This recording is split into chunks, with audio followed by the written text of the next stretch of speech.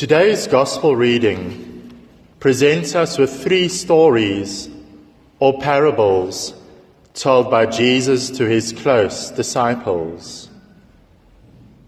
Each of the three stories is drawn from the working class environment that would be understood and known by Jesus' apostles. The stories involve farmers, fishers, and merchants. As straightforward as the stories seem to be, because they are parables and have levels of meaning, there may be more than meets the eye in these stories. As an example, let us look in depth at the first one, the man who buries a treasure he has found. First of all, if the man had found this treasure, the fact that he has buried it probably means that it wasn't legally his. For example, if you found a wallet in the driveway outside filled with money, but it had a name in it, and you kept it for yourself, saying, "Finders keepers," that would be wrong. He may have actually found this treasure buried in a field that did not belong to him. It was common for people in this time to bury things so that they wouldn't be stolen, and sometimes they died without telling anyone they had buried their treasure. But it would belong to the people whose property it was on, the heirs of the original owner. So, presumably, the someone who found the treasure buried it himself because he didn't want anyone to know he had it, and he was hoarding it for himself. Armed with this little extra knowledge of the period, we get a slightly different interpretation of this parable. So I would like to offer a modern little parable based on this one. A lady buys a lottery ticket, and since the lottery isn't going to be for a while, she hides it in her house. But before the draw, gets sick and dies. An agency is hired to come in for a week and clean the house so it can be sold. One of the cleaners, let's call her Molly, comes across the lottery ticket but doesn't tell her supervisor, yet immediately writes down the number and checks it out, only to find out it's worth 5 million rand.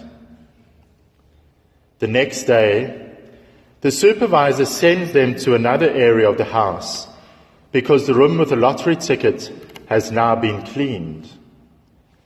Molly goes home that night and starts selling everything she has to raise enough money to buy that house.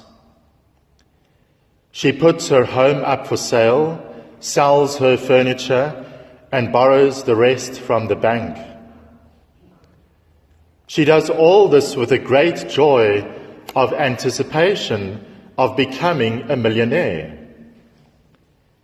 All the people around her, especially the relatives she has borrowed the money from, know that something is up.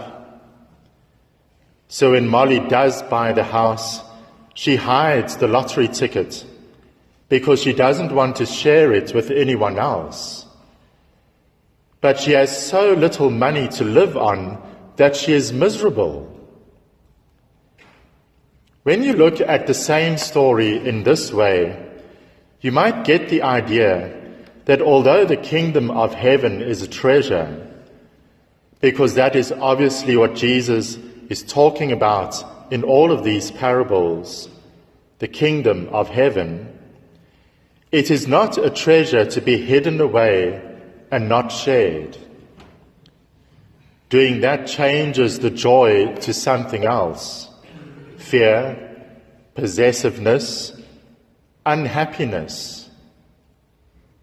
Isn't this parable a warning then to Jesus' close disciples that they are in the know about the kingdom of heaven, but they must not keep it to themselves, hide it or bury it, but they must spread the wealth around?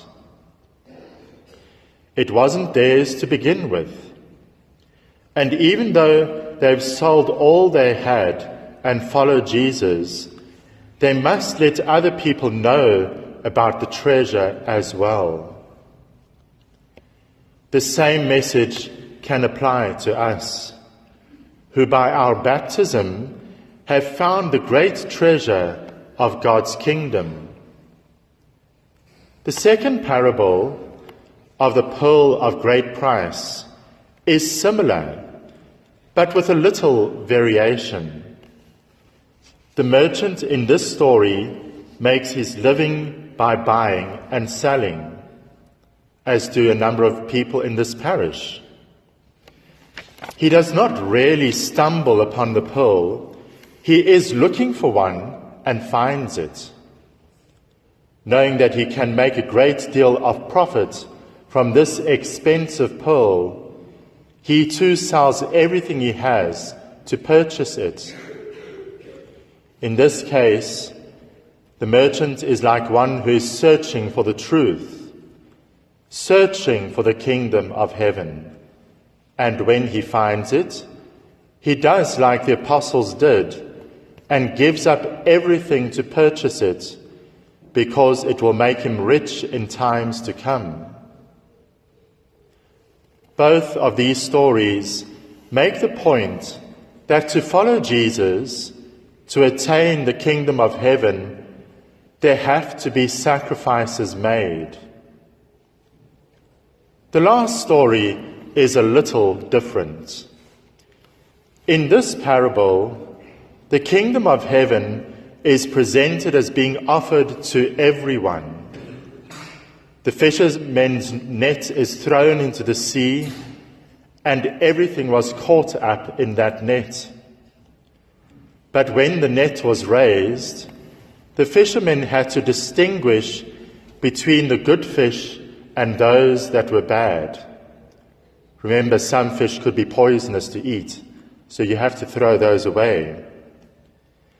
So the bad fish might have also been dead fish, or fish that were not allowed to be consumed in the code of the Jewish law. Just as in other parables, Jesus says that the good and the bad coexist until the fisherman separates them. This falls in line with Jesus' teaching on not judging people, that only God can do that. In the end, Jesus says that the fish will be separated, clean and unclean, just as God will make a final judgment in the end. This is the final parable of a series of parables in Matthew's Gospel. And it is fitting, perhaps, that it ends with a statement on judgment. What I think we should see in this is that God will at some point make judgment on people. But as we have learned so many times, God's ways are not our ways. His judgments are not our judgments. His thoughts are way above our thoughts. So we need to be patient, not judge others, and see the opportunities inherent in helping others and accepting others just as they are. Jesus was never quick to condemn. Rather, he was so often portrayed as being so merciful. The end of this gospel is Jesus asking his rather slow apostles whether they were understanding what he was teaching. They said they did. The final statement of Jesus to the apostles is, "Therefore, every scribe who has been trained for the kingdom of heaven is like a master of a household who brings out of his treasure what is new and what is old." Jesus has been training the apostles to be scribes.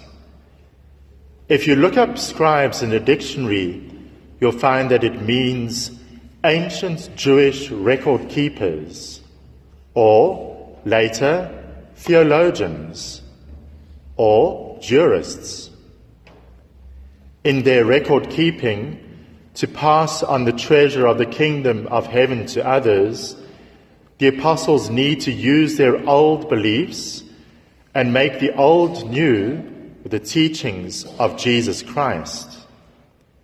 In other words, they are to take the old traditions and make them contemporary with the times. Hopefully, that is what we do every week in the homily.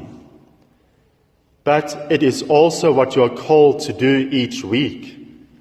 Take up the Word of God and apply it to our own time, to reinterpret it for 2017, and apply it to our own lives.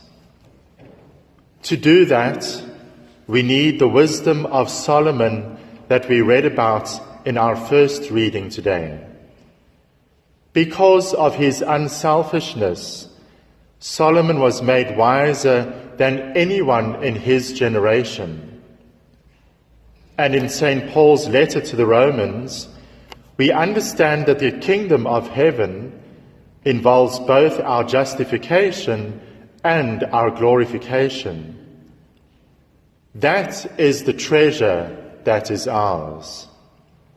That is what we must shout and be joyful about. That is what we must sell everything to have. And finally, again from St. Paul today, we know that all things work together for the good of those who love God. And this is truly good news, and we recognize this today and the need to share it with others.